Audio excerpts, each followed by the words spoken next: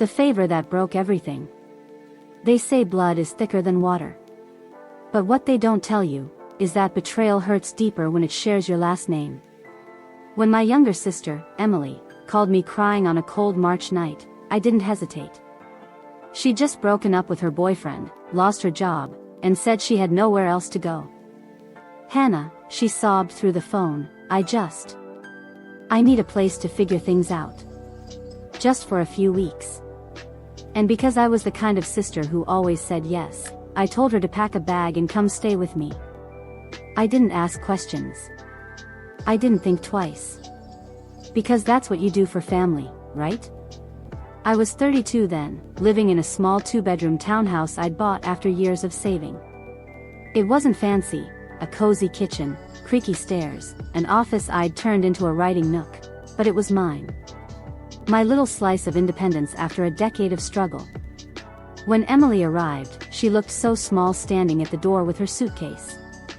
Her eyeliner was smudged, her hair messy from crying. I hugged her tight and said, "You're safe now. Stay as long as you need." She melted into my arms and whispered, "You're the only one who's ever really been there for me." And I believed her. The first few weeks were peaceful. She helped around the house, cooked dinner, even brought flowers home once. We stayed up late talking like we were kids again, laughing about childhood memories, watching old movies, eating popcorn straight from the bowl. It felt nice. Like maybe we could rebuild what years of distance had taken from us. But slowly, things started to shift. It began with little things, dishes left unwashed, borrowed clothes that never returned, "I'll get groceries next time," that never came. Then, the late night calls. Whispers in her room. The smell of expensive perfume drifting from the hallway.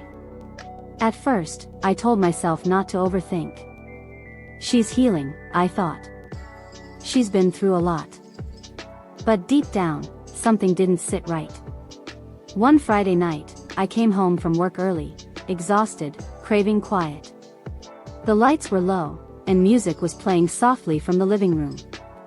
As I rounded the corner, I froze. Emily was sitting on the couch, laughing, with my ex, Liam. The same man who'd broken my heart 2 years ago. My body went cold. He looked startled when he saw me, like a thief caught mid-act. "Hey, Hannah," he muttered, standing up too quickly. "Didn't know you'd be home so soon." Emily's eyes widened. "Hannah, it's not what it looks like." I didn't say a word. I just stared, at the wine glasses on the table, at her hand half hidden behind a pillow, at his familiar smirk. Then I turned around and walked straight to my room, locking the door behind me. I didn't cry right away. I just sat there in the dark, numb, replaying the scene in my head. Emily, my sister, the girl I'd taken in, fed, supported, sitting in my home with him. And Liam. Of all the people in the world. The betrayal was too sharp to process. It didn't even feel real. When I finally confronted her the next morning, she had an answer ready. "He reached out to me, okay? I didn't mean for it to happen. We were just talking about how much he hurt you." One thing led to another. I couldn't even respond. "Emily," I said quietly, "you're living in my house. Rent-free. Do you even understand how cruel this is?" She crossed her arms, deflecting. "You're overreacting. It's not like you two were married. You need to move on." That was the moment something inside me cracked. Not from heartbreak, from realization. Emily wasn't sorry. She wasn't ashamed. She was entitled. Over the next few weeks, tension filled the house like fog. She avoided me during the day, and I avoided her at night. But she didn't move out. "I'll find a place soon," she'd say, scrolling on her phone while lying on my couch. "Rent's just insane right now." Meanwhile, I found missing cash from my purse. Strange charges on my shared streaming accounts. And one night, an email notification from my laptop, a login attempt from an unknown device. My stomach dropped. Emily had asked to borrow my laptop a few days earlier to apply for jobs. Now, I wasn't so sure that's what she'd used it for. So, I did what I should have done weeks ago. I checked my email history, bank accounts, and work logins. At first, everything looked normal, until I noticed a sent message I didn't write. It was addressed to my manager. Subject: feedback about Hannah's performance. My heart pounded as I opened it. It was a long, detailed email, accusing me of being emotionally unstable, unreliable, and distracted. It mentioned missed deadlines, personal problems, and even hinted I might be stealing company time. All lies. But written in a voice that mimicked mine perfectly. And at the bottom, my signature. I felt sick. I scrolled up to see when it was sent, 2 days earlier. From my own laptop. While I was at work. There was no doubt now. Emily hadn't just betrayed me emotionally. She was trying to destroy me.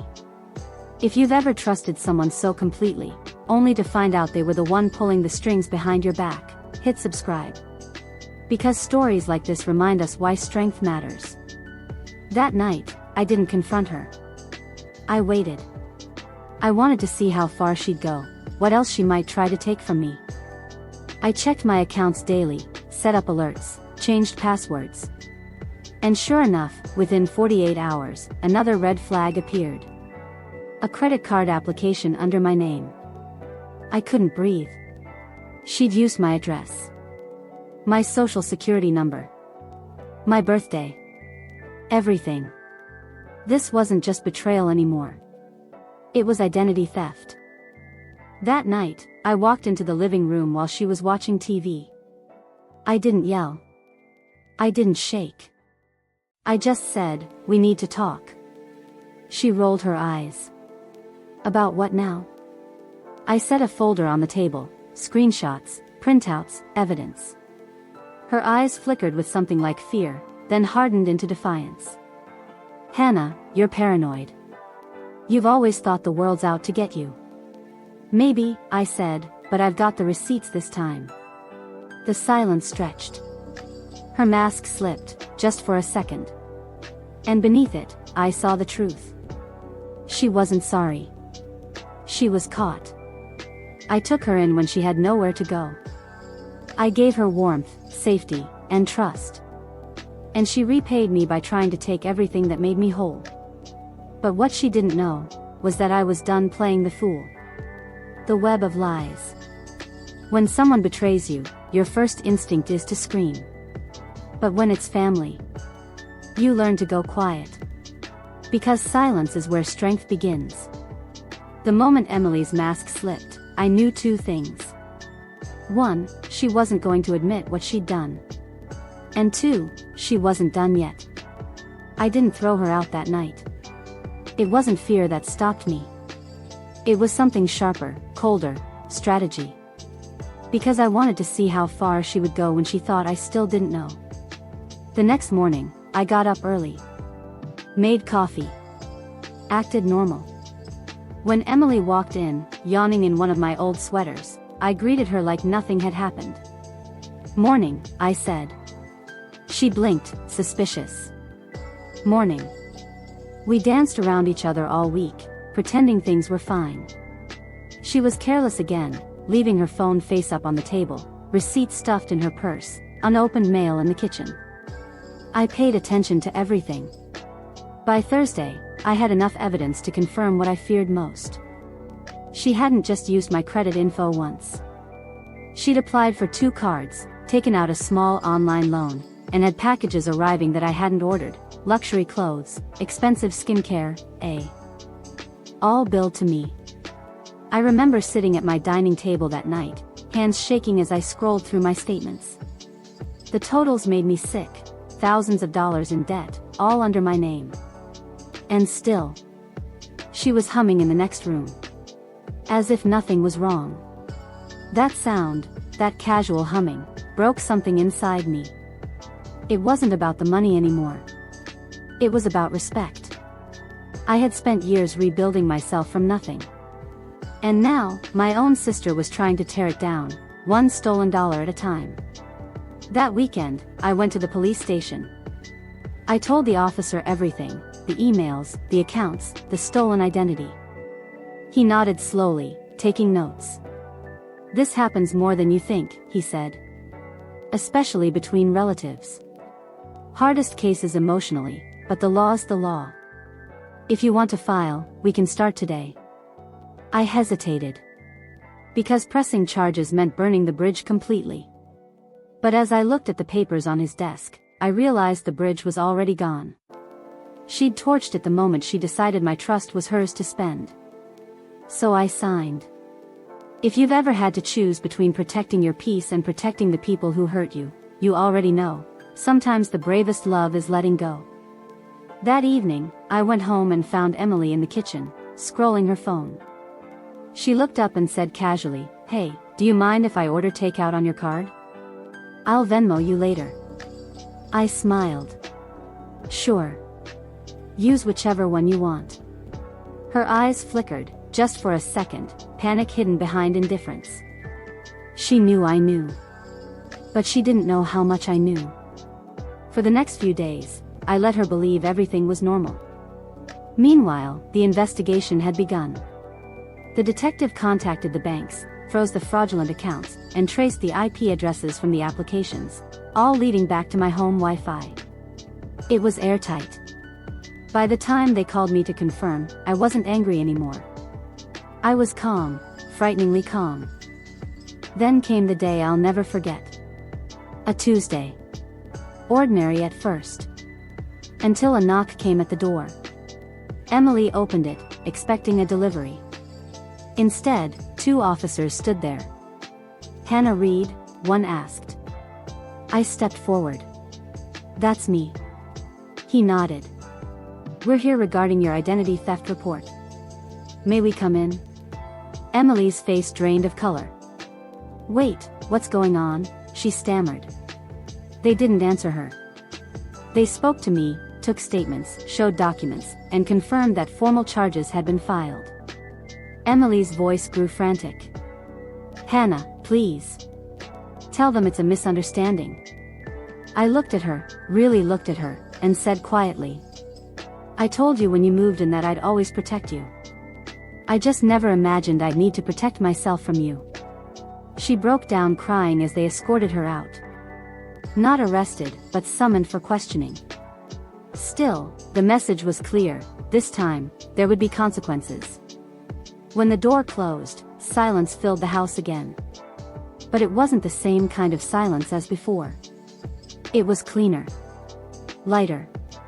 Freeing.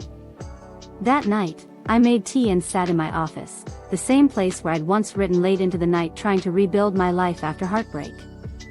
I realized that every time I'd let someone walk over me in the name of family, I'd been dimming my own strength. Not anymore. This wasn't revenge. It was recovery. Days turned into weeks. I heard from the investigator occasionally, but mostly, life went quiet. I repaired what she'd broken, my accounts, my credit, my trust in my own judgment. And in the silence, I rediscovered something I hadn't felt in months: peace. Then, one afternoon, Emily called. Her voice was hoarse. "I didn't think you'd answer," she whispered. I almost didn't. There was a long pause. "I messed up," she said. I panicked. I was broke. You had everything together, and I... Her voice cracked. I just wanted to feel like I wasn't drowning. I let the words hang there. Excuses disguised as confessions. But beneath them, I heard something real: shame. "I'm not angry anymore," I said finally. "I'm just done being your safety net." She sniffled. "I know. I'm sorry, Hannah. For everything. It wasn't enough. But it was a start. I hope you fix this," I said softly. "Because the next time life hits you, no one else can save you but you." Then I hung up. She thought she could steal my name, my peace, my life. But what she forgot is that you can't take from someone who's finally learned their worth. Picking up the pieces. After betrayal, the hardest part isn't the silence they leave behind. It's learning to live in it, and realizing it can actually be peaceful. The first week after Emily left, the house felt too quiet. Her absence echoed through the walls, the missing laughter, the empty coffee mug still on the counter, the faint smell of her perfume in the hallway. But instead of feeling angry, I felt something unexpected. Relief. Because the silence that followed her departure wasn't hollow anymore. It was healing. I spent my weekends cleaning the house top to bottom, not because it was dirty, but because I needed to reclaim it. Every room I scrubbed felt like I was washing away pieces of pain. I opened the windows wide, letting the spring air sweep through. It felt like breathing again after holding it in for too long. At work, things stabilized too. After I explained the situation to my manager and the fraud department confirmed I'd been hacked, they restored my access and cleared my name. My boss, Clara, sat me down one afternoon and said, "You handled this with remarkable grace, Hannah. Most people would have exploded." I smiled weakly. "I think I already exploded, just quietly." She nodded. "That's the kind of strength people underestimate." Those words stayed with me. Sometimes strength isn't loud. It's doing the right thing when no one claps for it. Over the next few months, I began slowly rebuilding my financial stability. New accounts. New passwords. New locks on the doors. Not just physical ones, emotional locks too. I learned to say no without apologizing. To set boundaries without guilt. And to remind myself that being kind didn't mean being naive. Then one day, out of nowhere, I got a letter in the mail. The handwriting stopped me cold.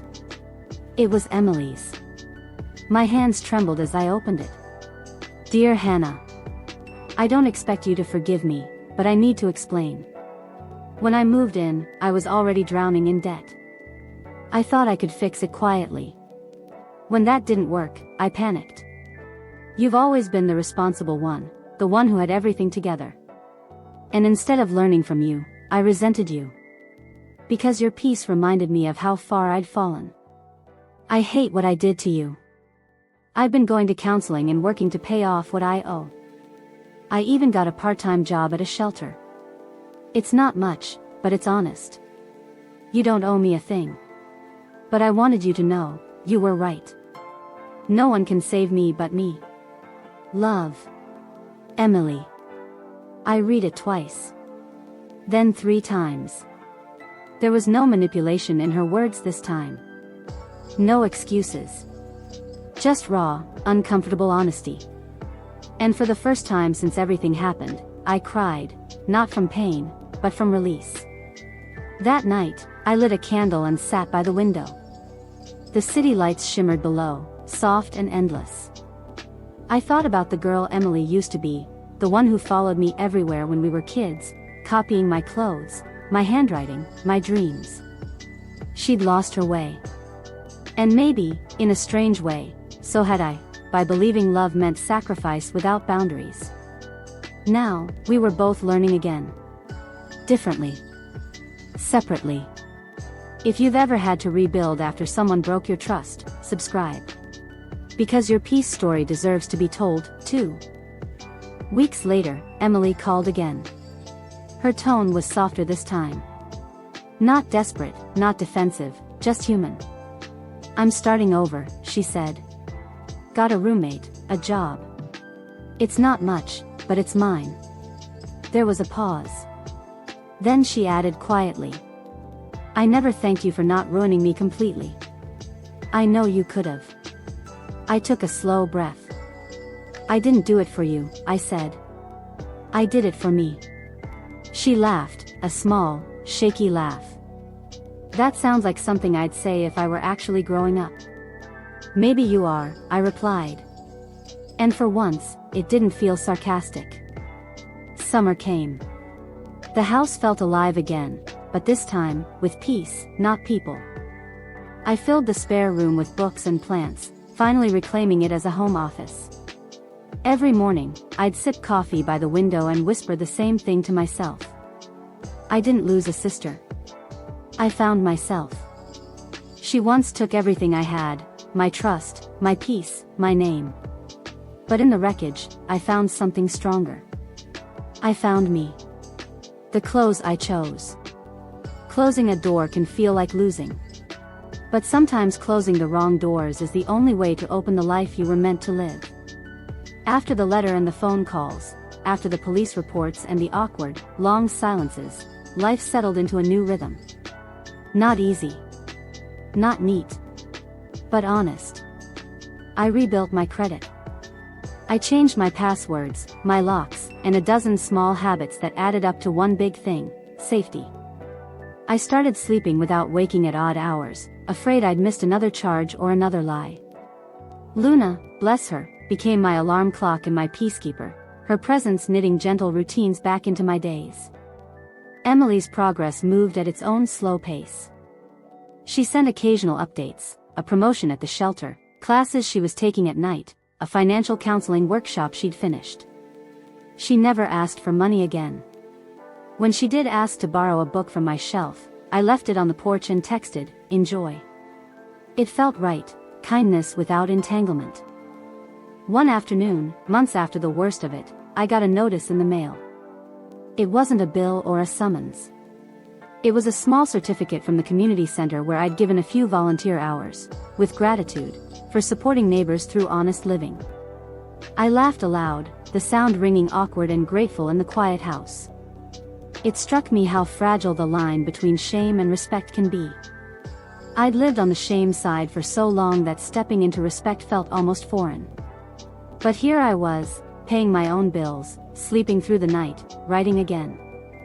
Somehow, that felt like victory. If you're rebuilding your life after betrayal, hit subscribe. These stories are for the quiet survivors, the ones who choose themselves. There were practical things to resolve. The police files led to a restitution plan. Emily agreed to repay what she could, part by part, through her shelter job. It wasn't enough to erase the damage, but it was accountability, a word that felt like medicine. We went to mediation once, sitting across from each other with a neutral third party. There were no fireworks. No dramatic apologies. Instead, we traded small, honest sentences. I hurt you. I was reckless. I am sorry. It was underwhelming in the cinematic way that real healing often is. But I'll take underwhelming over spectacle. There were things I refused to do. I would not co-sign loans. I would not invite her to live with me again while she was unsteady. I kept my boundaries in place. Power, I learned, is not punishment. It is the ability to say no without collapsing. And then, the surprise nobody expected, Emily came to one of my readings. It was a rainy Tuesday, the kind of weather that makes people cancel plans. The gallery was small. I counted the chairs with a nervous, practical precision that's oddly calming when you're about to reveal yourself on stage. I read 3 essays from my new collection, pieces about rebuilding, boundaries, and quiet strength.